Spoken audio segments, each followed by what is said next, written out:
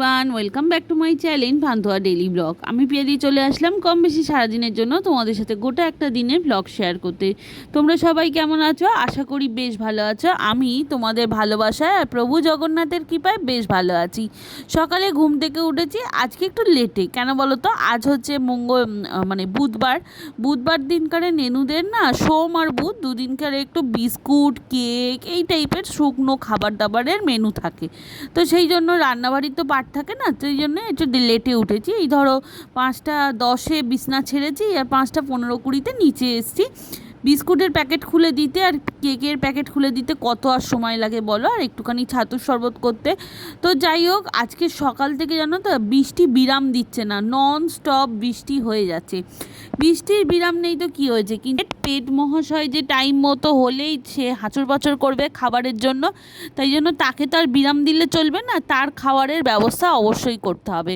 আর সে ঠিক থাকলে আমাদের গোটা সিস্টেমটা ভালো থাকবে, তাই জন্য তাকে ভালো রাখাটা আমাদের সবচেয়ে বেশি জরুরি। ঠিক এর পরিপ্রেক্ষিতে একটা ভালো উদাহরণ হয়, কি বলো তো?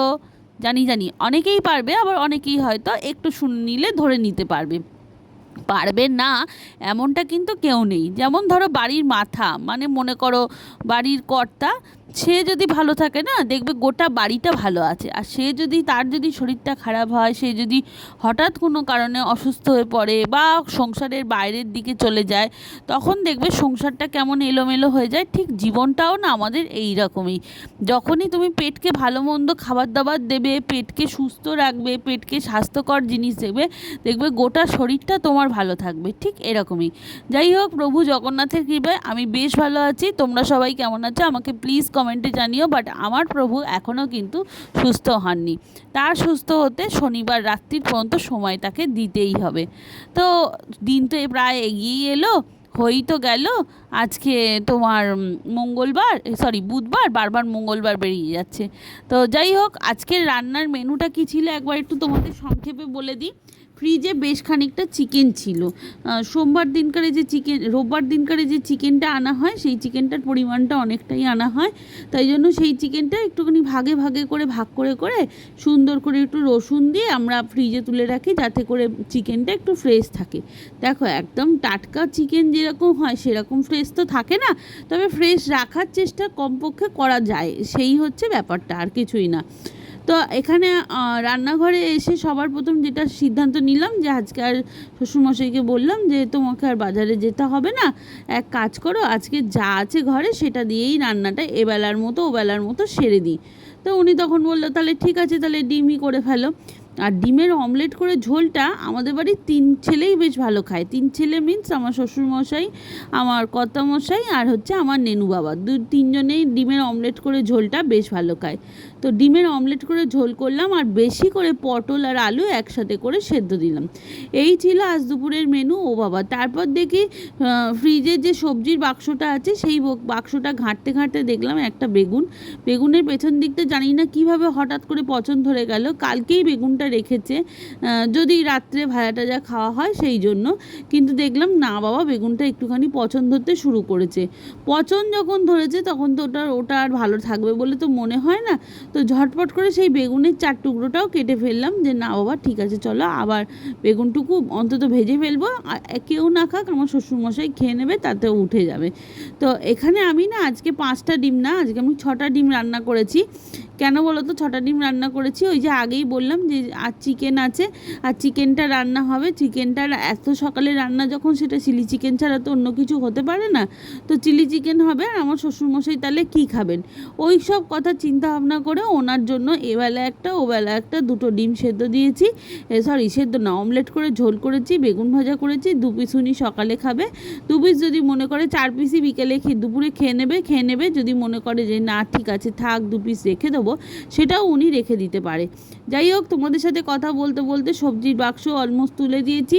আর চিলি চিকেনগুলো যে ম্যারিনেশন করে রেখেছিলাম, সেই চিলি চিকেনগুলো সুন্দর করে, চিলি চিকেনের আর কি চিকেনটা যে ম্যারিনেশন করে রেখেছিলাম, সেই ম্যারিনেটেড চিকেনটা সুন্দর করে ভেজে নিয়েছি।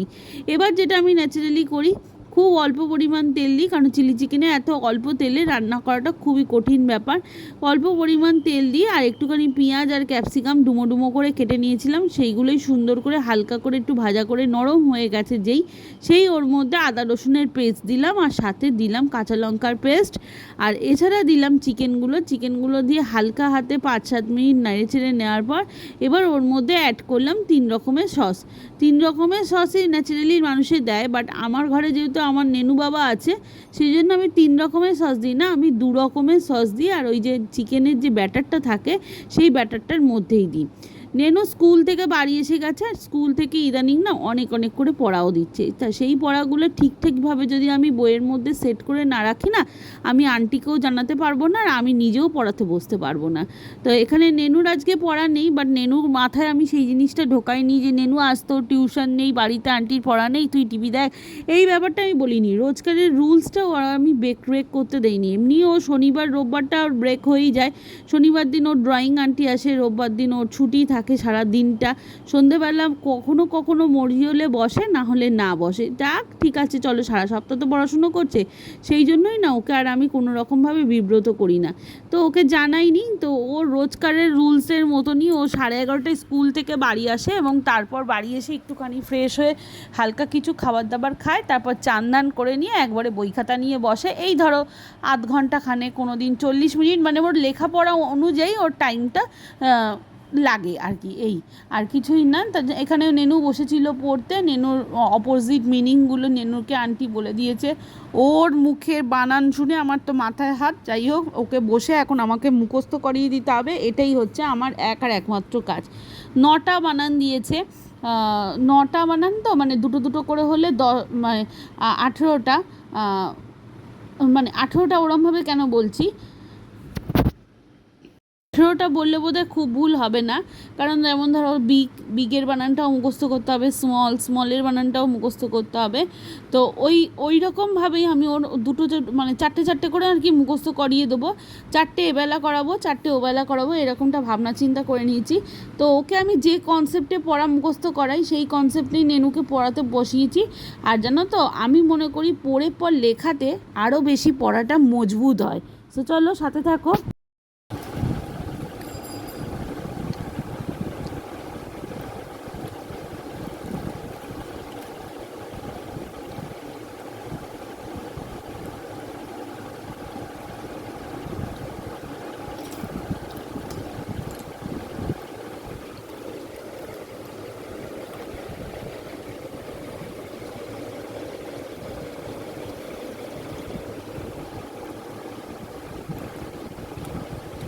তাড়াতাড়ি খা শোনু। Sharing is caring.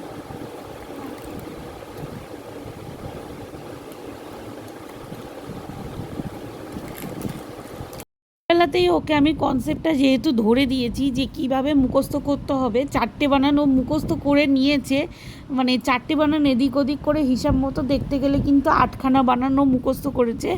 8টা বানান মুখস্থ হওয়ার পর এখনও আরও 5টা বানান রয়েছে। তো 5টা বানান ও এখন এই সন্ধ্যেবেলা মুখস্থ করতে বসেছে। এর আগে ও বাংলা খাতার কাজ করেছে, কিন্তু আমি ভাবলাম যদি আমি ওর সামনে বসে থাকি ওর একটা অভ্যাস হয়ে যাবে যে মা তো আমার সামনে বসে আছে, আমি ভুল পড়ি ঠিক পড়ি, মা আমাকে ঠিক শুধরে দেবে। তো সেই জন্য আমি ওকে ওর পাশে বসিনি, বাট ওর আশেপাশেই আমি ঘোরাঘুরি করেছি। এই ধরো জামা কাপড় ভাঁজ করেছি, তারপরে বিছনা বালিশ খাতা গুছিয়েছি, বালিশের কভারগুলো চেঞ্জ করেছি, টুকটাক যে কাজগুলো আমার ওকে নামিয়ে দিয়ে করার কথা ছিল সেইগুলো ও থাকতেই আমি করে নিয়েছি। এতে করে ব্যাপারটা কী হয় বলো তো, ব্যাপারটা ও বুঝে যায় যে আমার পড়াটা আমাকেই করতে হবে, আমার রেডি হওয়াটা আমাকেই হতে হবে, আমার মা আমাকে সব কিছু গুলে বেটে খাইয়ে দেবে না। কিছুটা নিজের ওপর নিজেকেই ডিপেন্ডেবল হতে হবে যে হ্যাঁ এটা আমার পড়া, এটা আমাকেই তৈরি করতে হবে। আমি তো ধরবো, আমি তো খেয়াল রাখছি যে ও কি করছে কি না করছে, আমার সবটাই কিন্তু নখদর্পণে, কিন্তু তবু আমি ওকে এমন একটা বিশ্বাস দিয়েছি যে তুমি একাই পড়তে পারবে, তোমাকে একাই পড়তে হবে। আর আমি যদি পড়ে দিই বা আমি যদি বলে দিই তাহলে সেটা তোমার মুখস্থটা ঠিক হবে না। ও এই কনসেপ্টে বিশ্বাস করে এখনও পর্যন্ত। জানি না বড় হলে আরও কত উন্নতি অবনতি হবে। তবে ভগবানের কাছে একটা কথাই শুধু বলবো যে প্রভু ওকে এরকমই সহজ সরল সাধারণ রেখো। যখন দুষ্টু বুদ্ধি মাথায় আসার কথা তখন তো এমনিতেই এসে যাবে। ওটা আর আমাদেরকে বলে দিতে হবে না বা প্রভুর কাছে রিকোয়েস্ট করলেও হবে না যে প্রভু ওকে দুষ্টু বুদ্ধি দিও না। না না, তেমনটা নয়। যাই হোক, নেনুর পড়ানোটা কমপ্লিট হয়ে গেলেই নিচে যাব, ঝটপট করে রান্না কমপ্লিট করব। রান্না তো কিছুই নেই, চিলি চিকেনটা জাস্ট গরম করব আর ডিমের অমলেট করে কারিটা আগেই গরম করেছি আর চটপট করে 5-6টা রুটি করব। ব্যাস এই হচ্ছে আজকে আমাদের রাতের ডিনার। যারা ব্লগটা দেখছো সকাল থেকেই তোমাদের সাথে কম বেশি শেয়ার করে দেওয়ার চেষ্টা করেছি, তারা প্লিজ চ্যানেলটাকে লাইক শেয়ার কমেন্ট সাবস্ক্রাইব করে দিও, পাশে থাকা বেল বাটনটা প্রেস করে দিও, অল করে দিও, যাতে ভিডিও পোস্ট হওয়ার সাথে সাথে তোমাদের ফোনে ছোট্ট করে একটা নোটিফিকেশান পৌঁছে যায় আর তোমরাও আমার ভিডিও তো দেখতে পারো। আর লাইক শেয়ার অবশ্যই করে দিও। কিন্তু তার চেয়েও ইম্পর্টেন্ট ব্যাপার, তোমাদের ভিডিওটা কেমন লাগলো, কোন পার্টটা বেশি ভালো লাগলো, কোন পার্টটা ভালো লাগলো না, কোন জিনিসটা আরেকটু ভালো হলে হয়তো আরেকটু উন্নতি হতো, এই সমস্ত কিছু আমাকে প্লিজ কমেন্টে জানিও। তাহলে কি আমিও আমার নিজের কাজ সম্পর্কে একটুখানি বেশি উন্নতি করতে পারবো। সো চলো আজকের মতো বাই বাই, দেখা হবে কাল একদম নতুন আর একটা ব্লগ নিয়ে। আমি পিয়ালি পান্থোয়া ডেলি ব্লগের তরফে তোমাদের সামনে আবারও হাজির হয়ে যাব। ততক্ষণের জন্য সবাই ভালো থাকো, সুস্থ থাকো আর প্রভুর নামে থেকো। একবার বলাই যায় জয় জগন্নাথের জয়। প্রভু জগন্নাথ আমার সাথে সাথে তোমাদের সবাইকে খুব ভালো রাখুক আর সুস্থ রাখুক। সো আমরা ডিনার করতে যাই। আর তোমরাও কে কী ডিনার করছো বা করবে বলে ভাবছো বা এখনও পর্যন্ত ডিনার করার কথা চিন্তা ভাবনা করনি, বাইরে থেকে কিনে এনে খাওয়ার কথা ভাবছো, তারাও কিন্তু জানাতে ভুলো না তারা আজকে কী দিয়ে কী ডিনার করছে।